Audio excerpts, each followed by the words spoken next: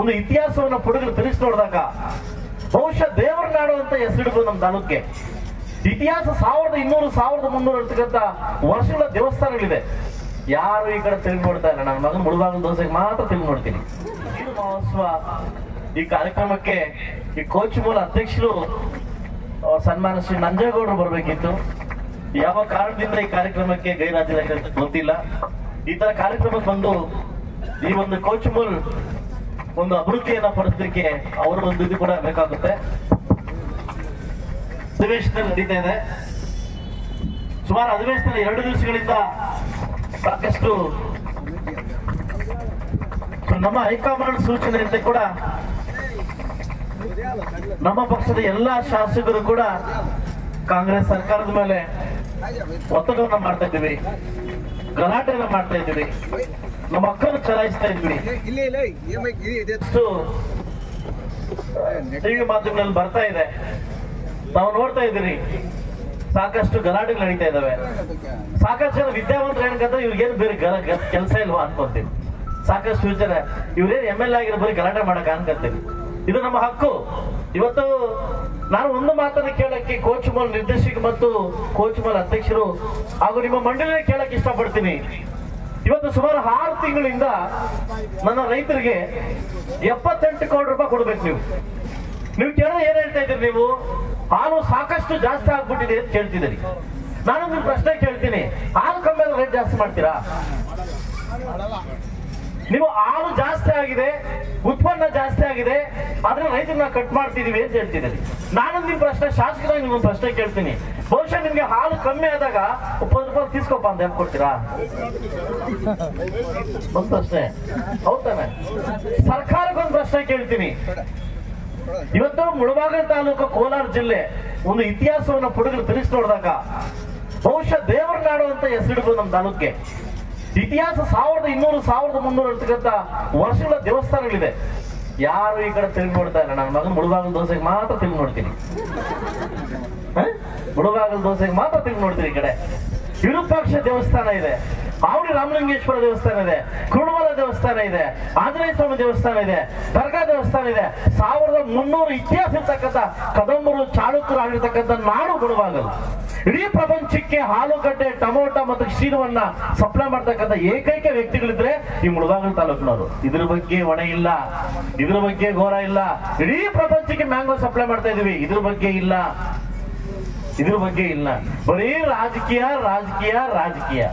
ಯಾರಾದ್ರೂ ಒಬ್ಬ ಅಧಿಕಾರಿ ಯಾರಾದ್ರೂ ಬಂದ್ಬಿಟ್ರೆ ಇಲ್ಲಿ ಏನ್ ಗೊತ್ತಾ, ಇವ್ರ ಲೆಟರ್ ನಿಂಗೆ వచ్చిడు, ಯಾಕೆ ನಿಂಗೆ వచ్చిడు, ಅಡ್ಮೇಂಡ್ರಂಗೆ ಅಭಿವೃದ್ಧಿ ಬಗ್ಗೆ ಹೇಳಿಕೆ ಬೇಡ, ರೈತರು ಏನಾಗ್ತದೆ ಬೇಡ, ರೈತರ ಮಕ್ಕಳು ಏನಾಗ್ತಾರಂತ ಬೇಡ. ಬರೀ 24 ಗಂಟೆ ರಾಜಕೀಯ ರಾಜಕೀಯ ರಾಜಕೀಯ.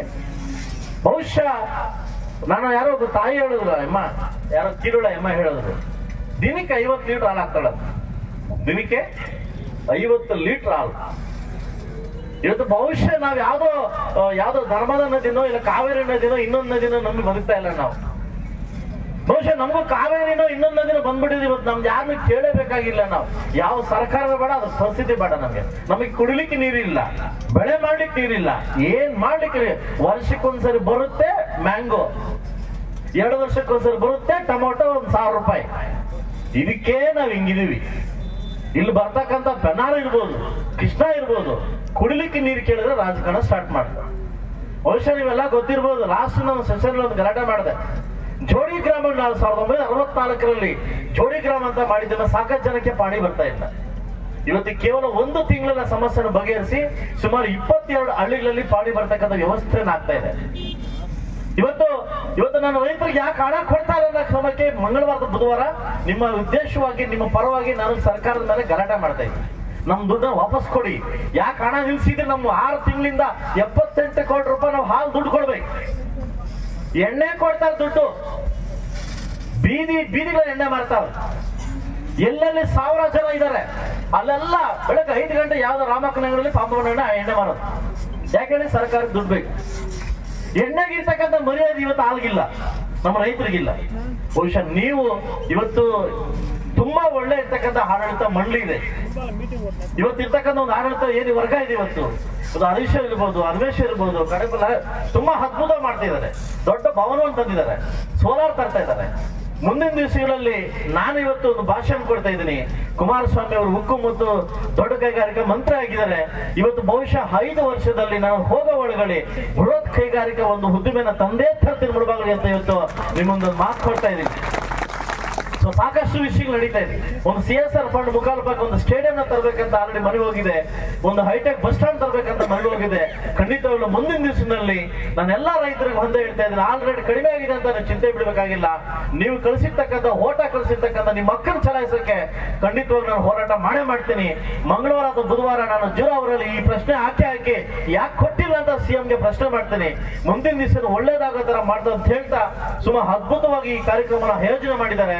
ಸೊ ನಾವು ಒಂದಂತ ಹೇಳ್ತೀನಿ, ಯಾರನ್ನು ನಂಬಿ ನೀವು ಬದುಕುವಂತ ಪರಿಸ್ಥಿತಿ ಬೇಡ. ನಿಮ್ಮನ್ನ ನಂಬಿ ನೀವು ಬದುಕಿ, ನಿಮ್ಮ ಕೃಷಿ ನಂಬಿ ನೀವು ಬದುಕಿ, ಯಾವ್ದು ನೀರೇ ಬರೋ ಪರವಾಗಿಲ್ಲ, ನಮ್ಮ ಸ್ವಯಂನಿಂದ ನಾವು ಬದುಕೋಣ ಅಂತ ಹೇಳ್ತಾ ಖಂಡಿತವಾಗ್ಲೂ ಮುಳಬಾಗಿಲು ತಾಲೂಕಿನ ಜನ, ಕೋಲಾರ ಜನ ಇನ್ನೊಬ್ಬರು ನಂಬಿ ಬದುಕುವಂತ ಜನ ಅಲ್ಲ, ನಮ್ಮನ್ನು ನಂಬಿ ನಾವು ಬದುಕುವಂತ ಜನ ಅಂತ ಹೇಳ್ತಾ ಅವಕಾಶ ಕೊಟ್ಟಿದ್ದಕ್ಕೆ ತಮ್ಮೆಲ್ಲರಿಗೂ ಹೊಂದಿಸ್ತಾ ಸಾಕಷ್ಟು ಒಂದು ಅದ್ಭುತವಾದ ಕಾರ್ಯಕ್ರಮನ ಮಾಡಿದ್ದಾರೆ. ಸೊ ಖಂಡಿತವಾಗ್ಲೂ ನನಗಂತೂ ಒಂದು ಖುಷಿ ಅಂತ ಹೇಳ್ತೀನಿ ಸರ್, ನಾನು ಸತ್ಯ ಮಾತಾಡ್ತೀನಿ ಸರ್. ನಾನು ಮಂಡಿಕಲ್ ವೆಂಕಟೇಶನ್ನ ನೋಡಿಲ್ಲ, ನಾನು ಆಲಂಗೂರ್ ಸೀನಣ್ಣ ನೋಡಿಲ್ಲ, ಆಯಣ್ಣ ನೋಡಿ ಈಯಣ್ಣ ನೋಡಿಲ್ಲ. ಬಹುಶಃ ಡೈರಿ ಅಂತ ಬಂದಾಗ ನಾನು ಸೋತ ಮೇಲೆ ನನ್ನ ಕೈಯಿಂದ ನನ್ನ ಜೊತೆಗೂಡಿ 42 ಹೊಸ ಡೈರಿಗಳನ್ನ ಉತ್ಪತ್ತಿ ಮಾಡಿದ್ದಾರೆ ಕಾಡೇಪಲ್ಲಿಯವರು, ನಾಗರಾಜಣ್ಣವರು. ಬಹುಶಃ ನನಗೆ ರಾಜಕಾರಣ ಗೊತ್ತಿಲ್ಲ, ನಾನು ಸೋತ ಮೇಲೆ ನಾನು ಅವ್ರ ಜೊತೆ 42 ಹಳ್ಳಿಗೆ ಹೋಗಿ ನಾನು ಉದ್ಘಾಟನೆ ಮಾಡಿದ್ದೀನಿ. ಬಟ್ ಸೋತರು ಕೂಡ ನಮ್ಮ ನಾಯಕರು ಅಂತ ಕರ್ಕೊಂಡು ಹೋಗಿದ್ದಾರೆ. ಬಹುಶಃ ನಾನು ಇವತ್ತು ಮಾತು ಕೊಡ್ತಿದ್ದೀನಿ, ನೀವು ಎಲ್ಲೆಲ್ಲಿ ಹೊಸ ಡೈರಿ ಕಟ್ಬೇಕಂತ ಕಟ್ಟಿದ್ರೆ, ಹೊಸ ಬಿಲ್ಡಿಂಗ್ ಕಟ್ಬೇಕಂತಿದ್ರೆ, ನನ್ನ ನಿಧಿಯಿಂದ, ಶಾಸಕ ನಿಧಿಯಿಂದ ಪ್ರತಿ ಊರಿಗೂ 3 ಲಕ್ಷ ರೂಪಾಯಿ ಕೊಡ್ತೀನಿ. ನಾನು ಎಷ್ಟು 3 ಲಕ್ಷ ರೂಪಾಯಿ ಕೊಡ್ತೀನಿ. ಎಲ್ಲೆಲ್ಲಿ ಬಾಡಿಗೆ ಬಿಲ್ಡಿಂಗ್ ಇದೆಯೋ ಸ್ವಂತ ಬಿಲ್ಡಿಂಗ್ ಮಾಡಿ ನನ್ನ ನಿಧಿಯಿಂದ 3 ಲಕ್ಷ ರೂಪಾಯಿ ನಿಮ್ಗೆ ಎಲ್ಲೆಲ್ಲಿ ಕಟ್ತಿರೋ ನಾನು ಕೊಡ್ತೀನಿ ಅಂತ ಹೇಳ್ತಾ ಇವತ್ತು ಸಾಕಷ್ಟು ಜನಕ್ಕೆ ನೀವು ಏನು ಉತ್ತೇಜನಕ್ಕೋಸ್ಕರ ಅವ್ರನ್ನ ಇದ್ ಮಾಡ್ಲಿಕ್ಕೆ ಬಹುಮಾನ ಕೊಟ್ಟಿದ್ದಾರೆ. ತಮ್ಮೆಲ್ಲರಿಗೂ ಒಳ್ಳೇದಾಗ್ಲಿ ಅಂತ ಹೇಳ್ತಾ ಸಾಕಷ್ಟು ಜನ ಕಾಂಗ್ರೆಸ್ ನಾಯಕರು ಕೂಡ, ಕಾಂಗ್ರೆಸ್ ಶಾಸಕರು ಕೂಡ ನಮ್ಮ ಜಿಲ್ಲೆಯಲ್ಲಿ ಇದ್ದಾರೆ. ನಾನು ಶಾಸಕರು, ಕಾಂಗ್ರೆಸ್ ಶಾಸಕರಿಗೆ ಒಂದು ಕಿವಿ ಮಾತು ಹೇಳ್ತೀನಿ, ಒಬ್ಬ ತಮ್ಮನ ನೀವು ಮನವಿ ಮಾಡ್ತೀನಿ, ಒಂದು ಅಭಿವೃದ್ಧಿಗೋಸ್ಕರ, ರೈತರ ಹೋರಾಟಕ್ಕೋಸ್ಕರ, ರೈತರು ಇವತ್ತು ಏನು ಬದುಕ್ತಿದ್ರೆ ಅದಕ್ಕೆಲ್ಲ ನೀವೆಲ್ಲ ಒಗ್ಗಟ್ಟಾಗಿ ಸಿಎಂ ಹತ್ರ ಮಾತಾಡಿ ಅಂತ ಹೇಳ್ತಾ ಖಂಡಿತವಾಗಿ ನೀವೆಲ್ಲ ಮಾತಾಡಿದ್ರೆ ಕೆಲಸ ಆಗುತ್ತೆ. ಯಾಕಂದ್ರೆ ನಿಮ್ದೇ ಸರ್ಕಾರ ಇದೆ, ನೀವೇನು ಹೋರಾಟ ಮಾಡ್ಬೇಕಾಗಿಲ್ಲ, ಅದು ನಿಮ್ದೇ ಸರ್ಕಾರ, ನೀವು ಮನವಿ ಮಾಡಿದ್ರೆ ಆಗುತ್ತೆ ಅಂತ ಹೇಳ್ತಾ ಅಲ್ಲಿ ಇಲ್ಲಿ ಎಲ್ಲೋ ಮಾತಾಡೋ ಬರಲು ಖಂಡಿತವಾಗಿ ಸಿಎಂ ಹತ್ರ ಮಾತಾಡಿ ಅಂತ ಹೇಳ್ತಾ ನನ್ನ ರೈತರಿಗೆ ಒಳ್ಳೇದಾಗ್ಲಿ, ರೈತರ ಮಗದಲ್ಲಿ ಒಂದು ಮಂದಾಸ ಕಾಣಿದ್ರೆ ಎಲ್ಲಾ ಬಿಸ್ನೆಸ್ ಚೆನ್ನಾಗಾಗುತ್ತೆ ಅಂತ ಹೇಳ್ತಾ ಅವಕಾಶ ಕೊಟ್ಟಿದ್ದಕ್ಕೆ ಎಲ್ಲ ಒಂದು ಸಲ ನನ್ನ ಮಾತು ಮುಗಿಸ್ತೀನಿ. ಖಂಡಿತವಾಗ್ಲೂ ಮುಂದಿನ ನ್ಯೂಸ್ನಲ್ಲಿ ಎಲ್ಲ ಒಳ್ಳೇದಾಗುತ್ತೆ ಅಂತ ಹೇಳ್ತಾ ತಮ್ಮೆಲ್ಲರಿಗೂ ಒಂದು ಸಲ ನನ್ನ ಮಾತು ಮುಗಿಸ್ತಾ ಇದ್ದೀನಿ. ನಮಸ್ಕಾರ. ಹೆಚ್ಚಿನ ಸುದ್ದಿಗಳಿಗಾಗಿ ಮುಳಬಾಗಿಲು ಟೈಮ್ಸ್ ಯೂಟ್ಯೂಬ್ ಚಾನೆಲ್ ಅನ್ನು ಸಬ್ಸ್ಕ್ರೈಬ್ ಮಾಡಿ, ಶೇರ್ ಮಾಡಿ, ಬೆಲ್ ಐಕಾನ್ ಒತ್ತಿ.